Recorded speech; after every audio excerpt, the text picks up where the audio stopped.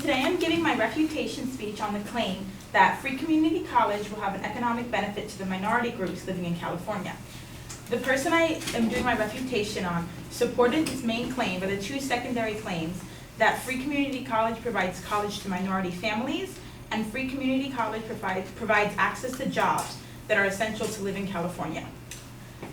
The advocate's first claim, free community college provides college to minorities, was supported by the fact that minorities cannot afford college because the median income for them is $47,000. Looking into this, according to the United States Census Bureau, minorities in California median income is actually $61,000. This would make them not too far than the median for middle class, which is $67,000, which shows that they are pretty at average with everybody else who's going to college. So the fact that they're not making enough money to afford it isn't necessarily the case. The advocate also claimed that community college is $3,290 a year. However, according to the Department of Education's college information page, the average community college tuition is only $1,100 a year. This also isn't taking into account any of the financial aid packages, numerous scholarships, grants, and other programs offered just to minorities regardless of what their income is. So what they make shouldn't hinder the fact of them not being able to afford community college.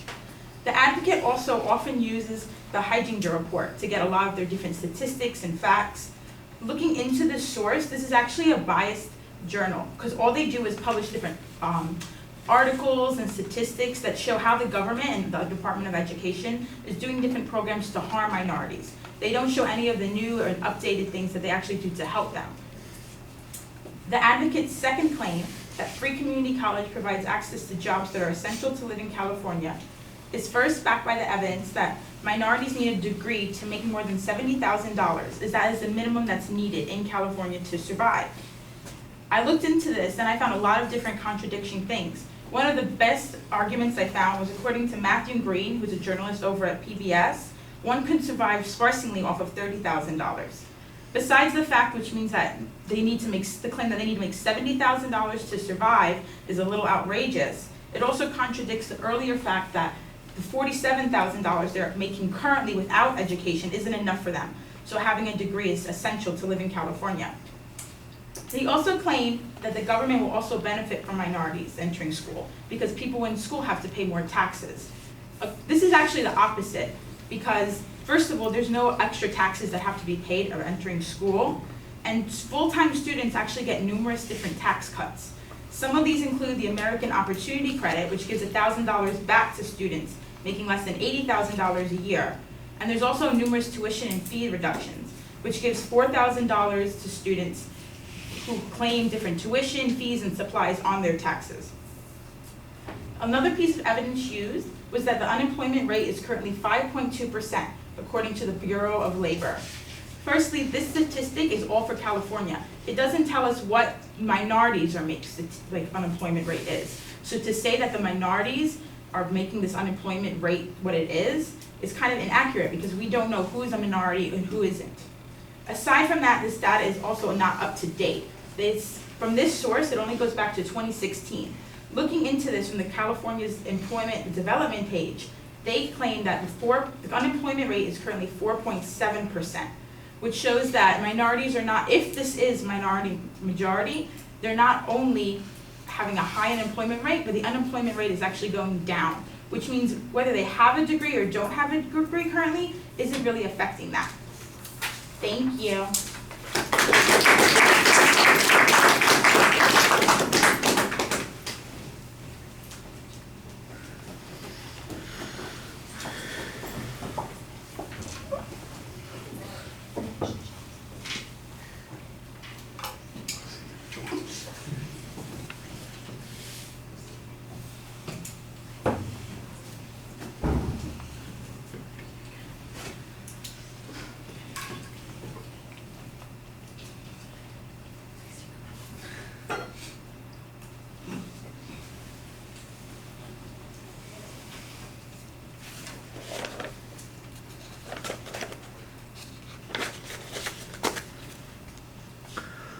All right, the structural things are all fine. On the first point, you have a challenge to the legitimacy of the estimate about what the median income is of groups in California. That's a reasonable press to make. I don't know in the long run how critical it is to suggesting that free community college is affordable or not affordable. I thought your better argument came a little bit later when you talked about what the average tuition per year is, and I thought that was pretty understandable. Then on top of that, you had the backup argument that suggested that there's a lot of financial aid and scholarship that's available, and I like that. I do think that point needed to be developed a little bit more. I don't know if I mentioned it. Down at Fullerton, probably 2/3 of the students don't pay anything. They've got all kinds of exemptions and waivers and that sort of stuff that's going on. So I know that kind of stuff exists. I'm just saying that you should be able to document it a little bit more. Your criticism of that one particular report that seems to be biased, I'm not sure that gets you very much. The fact that they have an agenda doesn't necessarily mean that they're biased, especially if the reason that they have that agenda is because something bad is happening and they're pointing it out. That I don't know that gets you very much there.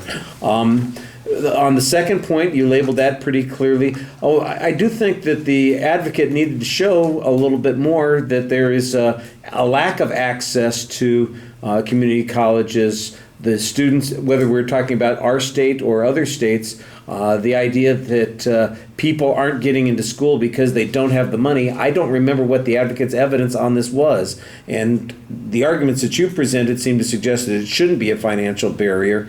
So those are all good counterclaims, but I'm not sure that you've directly argued the evidence that the advocate used on those points. On the second point, the access to jobs, I thought that you did a nice job kind of arguing that the amount of income that people make is not going to be all that.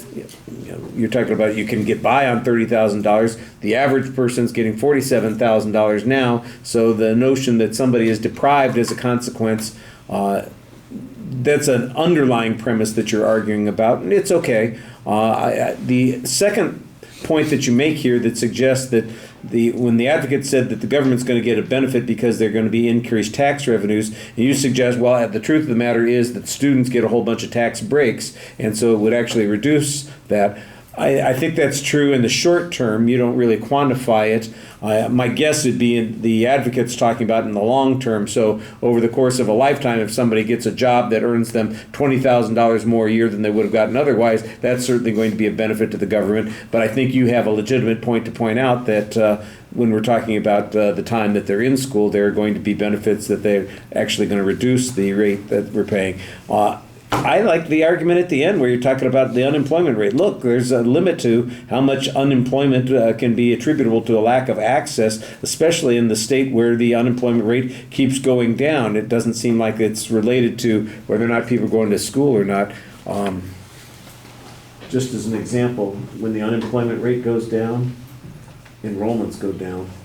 I don't know what it is. People have better jobs, they feel less need to go to school. I practically had to cancel 2 classes or 3 classes in our department down at Fullerton. I've been the department chair for 8 years. I've never had to cancel a class before. So, the truth of the matter is that people make choices economically, but they're not making the economic choice because they're excluded from something. They're making an economic choice because they're saying, here's an opportunity for me to make money over here, and I'd rather do that than do this other thing. So you've got a cause-effect argument that's going on there. All right, thank you.